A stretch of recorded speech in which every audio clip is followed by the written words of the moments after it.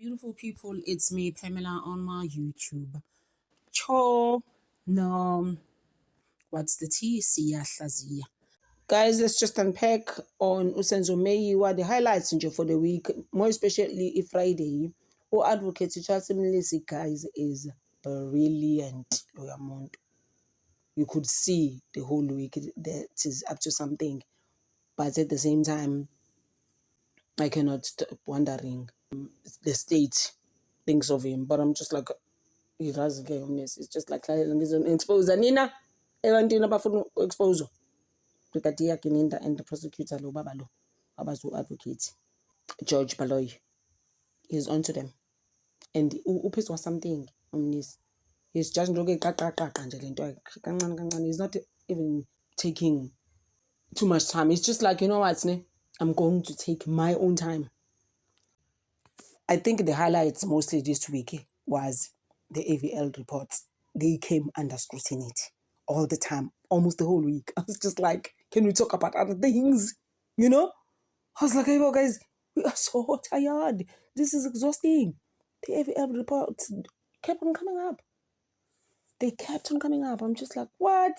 Why? Hey, bo, hey, can you? This thing is into guys. Oh, I guess, guys, message say we are abantu abafana, guys. To a point where Urata ended up saying, as in, actually, in fact, nami ngiyafuna lawo ma-AVL reports. So what's the court? Ubalo bengingi Tamara. I was just like, bruh, please calm down. Yini man, just ubanje. Yo ubalo bombon is just like this guy. Man unfunani Urata. Oba me and him are on the same level here. What does he want from me? You know what I said to myself? I was just like, you know what? Amanyama AVL reports, AVL reports, guys. Those are lies. Those things we cooked, guys. How are we gonna deal with it? As the state. That's what I said. I was just like the state for 1 second. So I'm just like, guys. Baloyi was just left in disbelief because Rata want Mr. Dupree to bring all the cars used by the police. Mr. Singh, he once came, I remember actually him very well. Mr. Singh, he must be recalled again for testifying. Guys, Nozungo is coming back. We just like, keep up is just like, into nje, manga, katifika like what, keep a manga. Umnisi is on the tip. He's just like, I'm done. We entertain another band. Like, he's not entertaining us at this point. It's just like, even you, I'm going to entertain, kushubile guys. Abapheka ukudla okungavuthwa bazobonakala kamhle manje. Uyobona ukuthi sokhona end well. Advocate Mnisi is making that court reign like never before. Emini kapa. Uthi Urata, he also wants the BMW LVL report. And lo BMW yakhumbula futhi ukuthi driver ubaba lo. Onama kakhulu Brigadier Bongani Kinindi. uNicholas elinye igama lakhe. I'm just like, bra, ngathi kaniphelele useyangingiza usexolisa kaningi nje yonke into. I'm sorry my lord, I'm sorry yonke into. I'm just like, sifike nini ngaphela sizwa ngabe because since you studying law mona brigadier. And Umnisi is brilliant bandla yazini, akahleki akathinsi namuntu. He's just good shem. He's just like, ngifuna information engifuna ngixabana namuntu. The AVL report saga, guys, has caused a stir. Abantu bayashukuma bayatatazela bangingiza uRata wajikela isithenjwa sakhe esikhulu uadvocate George Baloyi. Mngomezulu's name and how good he was came out ke. Ukuthi nje uMngomezulu at the end of the day, guys, is one of the best. uRata has been mentioning Mngomezulu almost every day. I'm just like, bro, just leave the guy alone to rest in eternal peace. Yeah. You don't even have to say igam. Like, we just leave him. Please. During the presence in the court, it's not like you didn't like the guy. Please calm down. Like, Athi Urata umgo washo ukuthi name there was a group of SWATs and other members of SAPS who were present when accused number 1 was being assaulted by the police allegedly. I say allegedly, Urata. I was just like, bruh, beginning. And some Jonathan guy who was pressing a seat accused number 1 in Ngayo.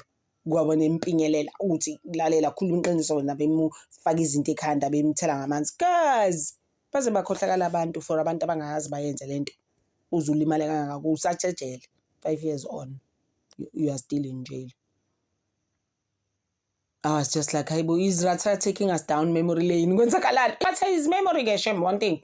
Just as much as I am writing notes in I know my ndabas and all of that, but shame.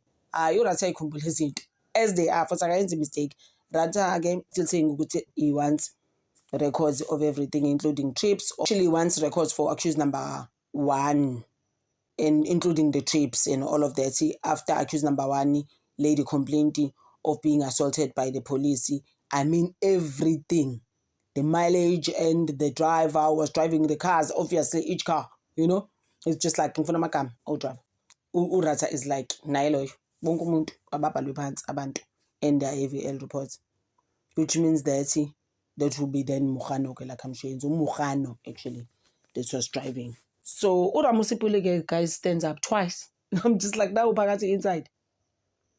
Added ukuthi-ke my lord, while you were at it bandla nkosami nami ngicela ukedwa kwami, please include the Nissan hard body that was driven with accused number 2 in it by uMabena while the Fortuner yodumo was at the garage. Kuthiwa iyafa ngithi yona it was involved in some accident at the time they were driving the hard body of a Nissan. How Ubaloyi athi the Fortuner while they're still talking about the hard body, as I know, if Fortuna, it was written off, oh no, it's fine, oh my gosh, I cycle. Then we can move on with our lives. So I say, no, we're not doing that. We're not doing that. Asubalo, I know it was written off in some accident. That's no, it's fine. Can I have the documents of the incident and the accident? In fact, and the crash. If it was involved in a crash, I want the photos. Bring it on. Funa ukubonisa abantu nami manje ngikhathele umnisi eliwile ekhala on the side ecomplainer nami ke actually I'm in it manje sengiphakathi just as much as I mean abantu bacabanga ukuthi nayo unenvelope is so unprofessional, he does his own things, he just goes crazy in that court, he doesn't give the defense a chance to speak or bias, but it's just like actually let me just turn this thing around nami ke ngibonakale as a judge, not the person who Tasama sides. I'm not taking anyone's sides. But he's not taking anyone's sides. He's not here for defense. He's not here for the state. In the judgment. I was just like, wow. Lalelan guys, Uramusipil is like, let's honey everything. No, they must bring everything that we want, these people. And we are born like remember I told you end of last year, after Uramusipil was done with his cross-examination, avele wathi no actually ngizosebenzisana naye lo baba lo ukubala lo lo ngizomedela ezinye izinto. I'm actually working for you. He is ngoba there was a time yesterday on the 23rd umnisi couldn't remember a certain name wabuza Ramusipil wamtshela. I was just like no, actually they're in this together. We can tell ngoba uzithulele ubeyazithulele and ubeyalahleke nje angazi ukuthi kuphi. I'm just like, he's in dreamland. Some said last week. Someone even wrote in the comments, Uzithulele is in heaven. Guys, like, honestly. Now, your advocate, Numalo, needs to snap out of those things that in court at times, honestly, please. Is embarrassment and when it comes to things like that. So, Uramusipileke gives them another date, brothers, and the second car. AVL that must also be brought to court as well. The moves of the car, who has phone? Agafun no was. Uchelo Ratha at the time. Ratha was like, yes. When I'm Malo, Numa has a dreamland. So advocacy minister is also asking for the AVL for a car which Muzi was in after he was arrested. And then they also want Zungu's report AVL yakhona futhi on the 26th of October when he arrived in some party. Ngoba ngithufaka labafana lapho kulezo indaba ekanjalo. So they're like, no, sifuna konke lokho. And he was driving some Polo Vivo when he came there. Naye uzithulele Nxumalo nokuthula kwakhe uRatha zambuza ukuthi wena Nxumalo, do you have anything that can you chip in? Actually those is wait, what can you chip in now ufake kwakho now? whichever else wena do you want, wasethi uzithulele, he will speak to umuntu wakhe o-accused number 4 just to make sure, ngoba obviously I mean no 5 bandla ngosambandla naye fanele simfake ngoba akekho phela umshololo, angafeel left out, you know. So Nxumalo will be there for him as well. So I guess Urata will be getting his AVL report. Sizozwa phambili, guys, how that is going to turn out. And then everything was done kanjalo kwavunyelwa, wasethi umnisi, no, by the way, actually now that we are done for the day, athi umnisi bengisacela uButhelezi noZungu to be recalled again.